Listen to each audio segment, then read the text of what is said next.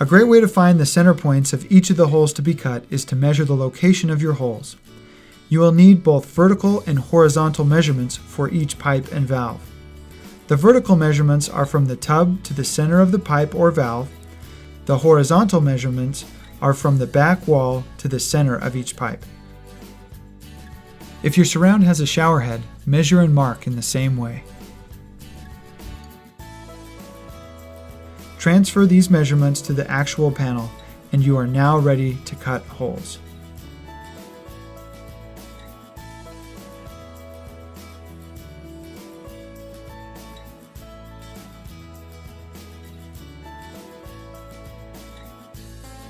Another way is to utilize the bath kit packaging box and cut down a piece of cardboard to the size of this wet wall panel. This cardboard panel can now be used as a template to accurately mark plumbing fixtures by allowing you to make impressions on the back side of the cardboard.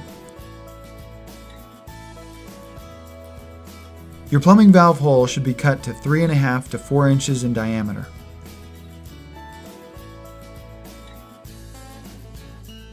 Not only is this an easy way to find the exact location of the plumbing pipes and valves, it also facilitates scribing the panel into the back wall and against the tub or shower base.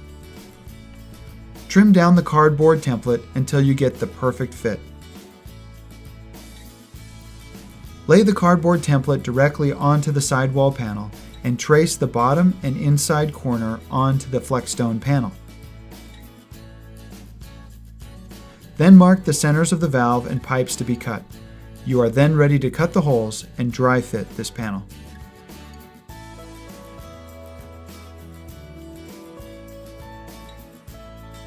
For the tub spout and shower head pipe holes, you may use a 1 1/4 inch hole saw as shown, or a paddle bit of the same size.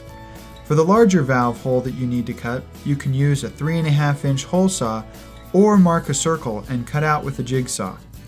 If you're using a hole saw, I prefer to drill a pilot hole in the center, then turn the panel over and cut the hole from the back.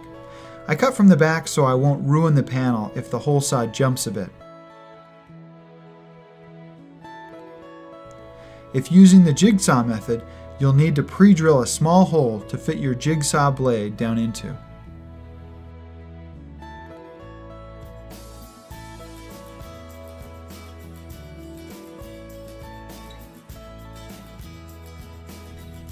Now that your holes are cut, you can dry fit this panel and make minor adjustments to get a great fit.